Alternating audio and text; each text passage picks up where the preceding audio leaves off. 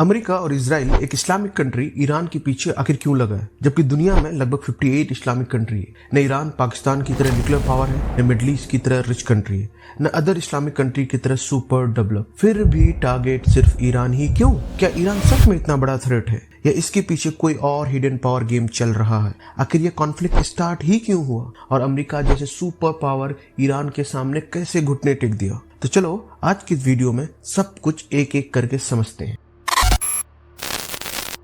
यह कहानी शुरू होती है आज से लगभग 85 साल पहले, एक ऐसे वक्त से जब दुनिया जल रही थी और इकोनॉमी हर कंट्री का गिर रही थी, और वो वक्त था वर्ल्ड वॉर 2। वर्ल्ड वॉर 2 में पूरी दुनिया मेनली दो कैंप्स में बटी हुई थी। एक साइड था United state, United kingdom, Soviet union, France और उनके एलाइज, और दूसरे साइड में थे जर्मनी, जापान और उसके साथी। इनिशियली ईरान तो बहुत न्यूट्रल था, लेकिन जैसे जैसे वार बढ़ता गया, बड़े पावर को ईरान की ऑयल पे नजर भी बढ़ता गया। फिर क्या, Soviet Union and British Empire ने ईरान के ऊपर हमला शुरू कर दिया। देखते देखते ईरान ने अपने बहुत सारे जमीन खो दिया। एक side Soviet Union north part of Iran को कैप्चर कर लिया, दूसरी साइड से British Empire south part of Iran को कैप्चर कर लिया, including major oil field. Iran जो वार में न्यूट्रल था, फिर भी अपना ही जमीन पर कंट्रोल खो बैठा और ऑयल फील्ड से भी हाथ धो बैठा। जब वर्ल्ड वॉर 2 खत्म होता है, जो भी एलाइड के फोर्स से धीरे धीरे ईरान से निकलने लगा, लेकिन ऑयल का कंट्रोल ब्रिटिश एम्पायर अपने हाथ में रखा था। उस समय के ईरान के प्राइम मिनिस्टर मोहम्मद मुसादिक, उन्हें यह बात बिल्कुल मंजूर नहीं थी कि ईरान की ऑयल ईरान के नहीं बल्कि ब्रिटिश के कंट्रोल में हो। तब मुसादिक ने डिसाइड किया कि ईरान की ऑयल अब ब्रिटिश के कंट्रोल में नहीं बल्कि ईरान खुद अपने ऑयल को कंट्रोल करेगा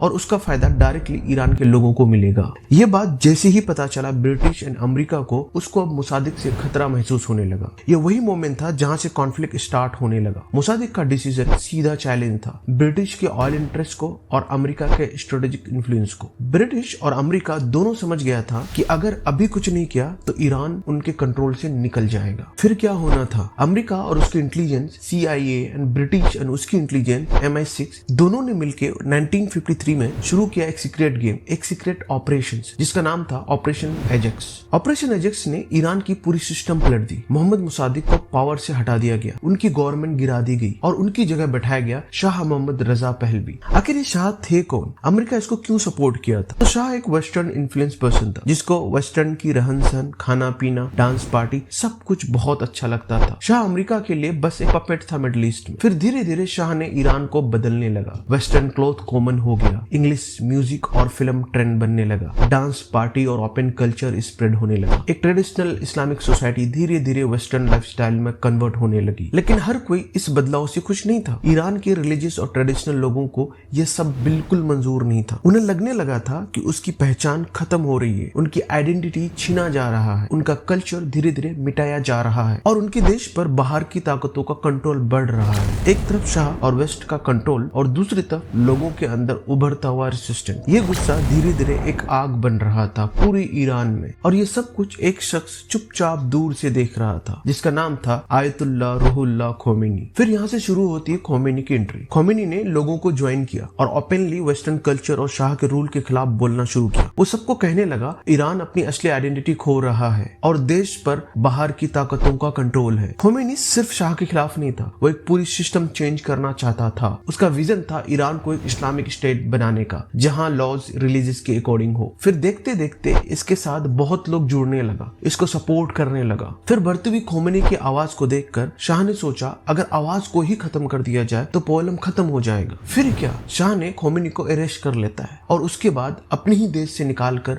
उसको इराक भेज देते हैं। फिर कुछ दिन बाद वहां से भी निकाल के फ्रांस भेज दिया जाता है। लेकिन खोमेनी के फॉलोअर खोमेनी के स्पीचेस को टैप्स के थ्रू ईरान में सीक्रेटली फैला रहा था। लोग उन्हें सुन रहे थे, यानी उसको देश से बाहर निकालने के बाद भी उसकी पावर कम नहीं हुई बल्कि और बढ़ गई। शाह की ये सारी मनमर्जी पूरी देश देख रहा था। अब तक जो गुस्सा अंदर था वो अब सड़कों पर आने लगा और देश भर में प्रोटेस्ट शुरू हो गया। फिर 1978 में ईरान में एक हिस्टोरिकल प्रोटेस्ट मूवमेंट स्टार्ट हुआ। मिलियंस लोग सड़कों पर आ गए, वर्कर, स्टूडेंट्स, रिलीजियस ग्रुप, और सबका एक ही डिमांड, शाह को हटाओ। यह प्रोटेस्ट इतना बड़ा हो गया कि ऑयल प्रोडक्शन रुकने लगा, इकोनॉमी डिस्टर्ब होने लगा, आर्मी भी लोगों पर कंट्रोल खो रही थी। सोल्जर ने भी ऑर्डर फॉलो करना बंद कर दिया। फिर क्या, शाह का द एंड हुआ और 16 जनवरी 1979 शाह ईरान छोड़कर भाग गया और वो कभी वापस ईरान नहीं आया। शाह के भागने के सिर्फ 15 दिन बाद हिस्ट्री ने एक ऐसा टर्न लिया जिसे दुनिया कभी भूल नहीं पाया। एंट्री होती है उसी शख्स की जिसको शाह ने देश से निकाल दिया था, लेकिन जिसे ईरान के लोगों ने कभी अपने दिल से नहीं निकाला। वही लीडर जिसकी आवाज लोग चुपके से रिकॉर्डिंग और टैब्स में सुनते थे, और वही आवाज जिसने पूरे देश में रिवॉल्यूशन की चिंगारी भड़काई। 1 फरवरी 1979 को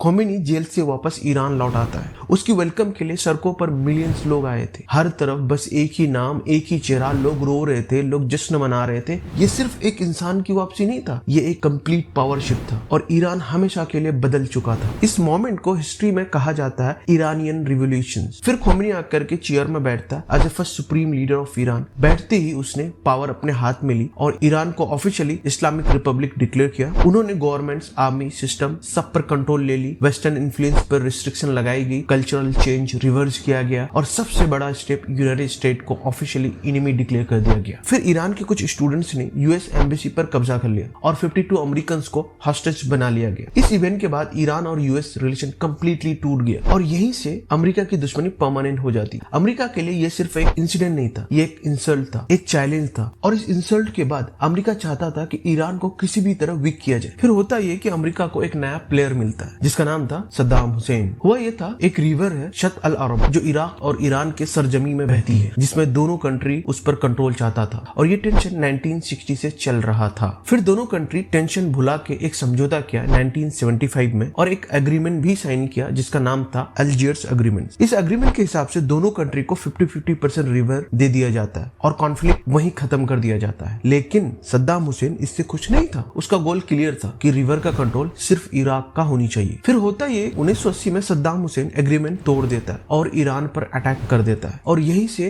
स्टार्ट होती है ईरान वर्सेस इराक की वार। 1980 से 1988 तक यह वार 8 साल तक चलता है। इस वार में लाखों लोग मरते हैं, सिटी बर्बाद हो जाते हैं। 8 साल के तबाहकुन जंग के बाद इसमें कोई क्लियर विनर नहीं था। दोनों कंट्री लड़ के थक चुकी थी, टूट चुकी थी अंदर से। फिर 1988 में दोनों कंट्री ने समझौता किया और दोबारा वही एग्रीमेंट पे साइन किया जो पहले किया था। इस वार में अमेरिका डायरेक्ट फाइट तो नहीं किया था इराक के साथ, लेकिन इराक को बहुत सपोर्ट किया था in term of intelligence, resource, political banking, क्योंकि अमेरिका का मेन एम यही था कि ईरान को कैसे भी करके कमजोर किया जाए। 1988 में इराक के साथ ईरान की जंग खत्म होती है। जंग खत्म होने के 1 साल बाद ही ईरान में एक और हादसा हो जाता। होता यह है कि 1989 में खोमेनी की डेथ हो जाता है।